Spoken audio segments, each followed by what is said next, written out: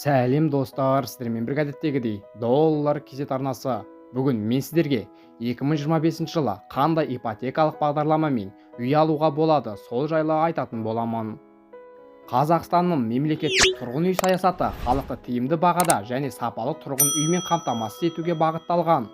Бұл өз кезегінде әлеуметтік экономикалық тұрақтылықты нығайтуға және азаматтардың өмір сүру деңгейін және сапасын арттыруға арналған.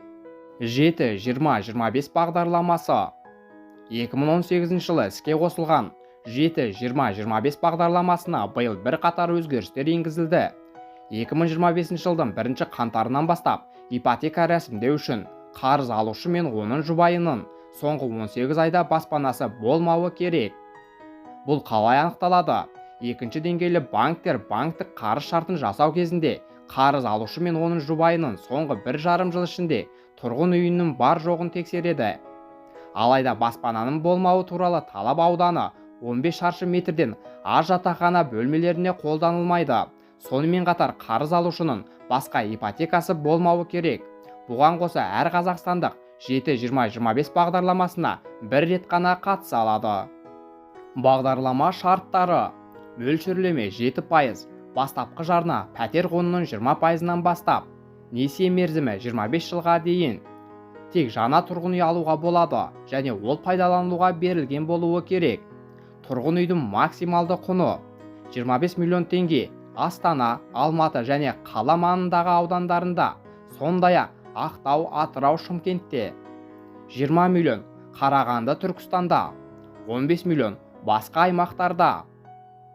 7-20-25 бойынша қандай банктер ипотека береді? Бағдарламаға 7 банк қатысады. Олар: Центр кредит банкі, Фредон банк, Халық банк, РБК банк, Алтын банк, Форте банк, Еуразиялық банк. Бақытты отбасы бағдарламасы.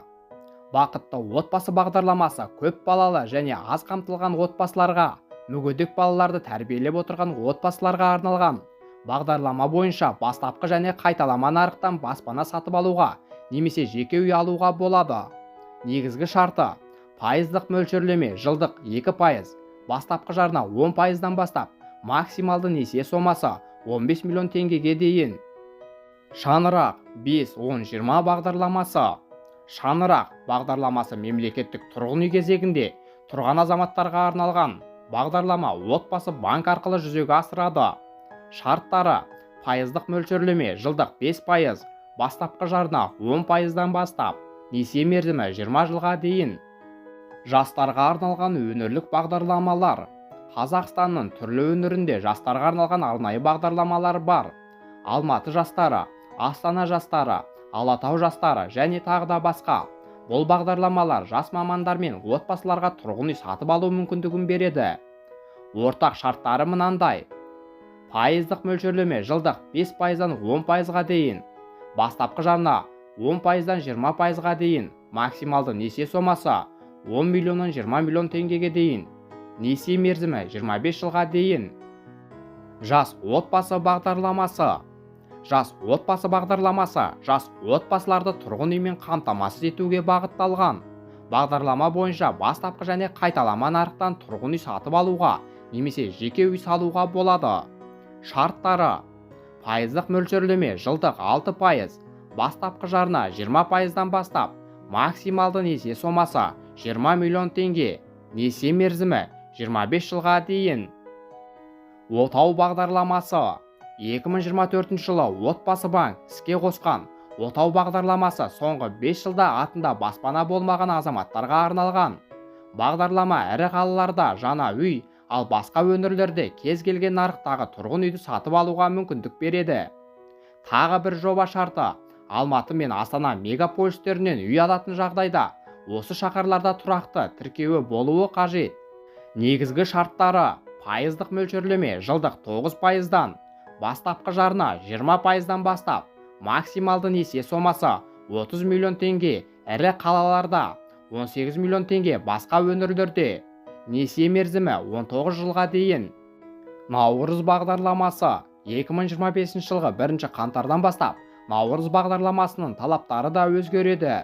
Енді жобаға қатысу үшін депозитте кемінде 2 миллион теңге болуы қажет. бұған дейінгі талап бойынша 1 миллион теңге еді. Биылғы жылы наурыз ипотекасына 300 миллиард теңге бөлінетіні де хабарлаған. Шарттары, мөлшерлемесі халықтың әлеуметтік осал топтары үшін 7%, ал өзге тұрғын үйге мұқтаж ретінде есепте тұрған азаматтарға 9%-дан. Максималды зайым сомасы Астана, Алматы қалалары үшін 36 миллион теңге, басқа өңірлер үшін 30 миллион теңгеге дейін. Алғашқы жарна зайым сомасының 10%-нан бастап, бұл өзгеріс 2025 жылғы 1 қаңтардан енгізіледі. Бұған дейін бастапқы жарна 20% болатын. Несиелеу мерзімі 19 жылға дейін. Умай әйелдер ипотекасы. Ресми табысы бар жұмыс істейтін әйелдерге арналған Умай ипотекалық бағдарламасы 2021-2023 жылдар аралығында іске асырылған. Биылдан бастап қайта іске қосылатын бағдарламада баспана таңдауда ешқандай шектеу жоқ. Зайымдар жаңа үйлер мен қайталама нарықтан тұрғын үй сатып алуға да беріледі. Соның ішінде баспананы үлестік қатысу шарттары бойынша да алуға болады. Сондай-ақ бағдарлама бойынша пәтерді жөндеу жұмыстары үшін 3 миллион 700 миллион теңгеге дейін несие алуға мүмкіндік бар. Биыл жобаға қатысу үшін қойылатын кіріс бойынша талап өзгерді. Енді кірістің максималды сомасы 900 мың теңгеден астам сомаға дейін ұлғайтылған.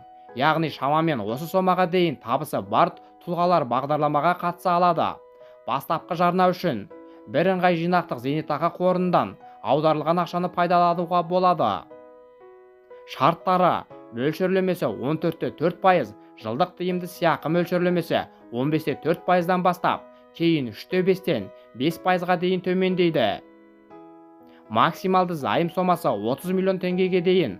Алғашқы жарна зайым сомасының 20%, несиелеу мерзімі 6 айдан 25 жылға дейін. Достар, осымен видеомыз өз мәресіне жетті. Сіздерге пайдалы ақпаратты бере алдым деп ойлаймын. Менің арнамнан басқа да пайдалы ақпараттарды көре аласыздар.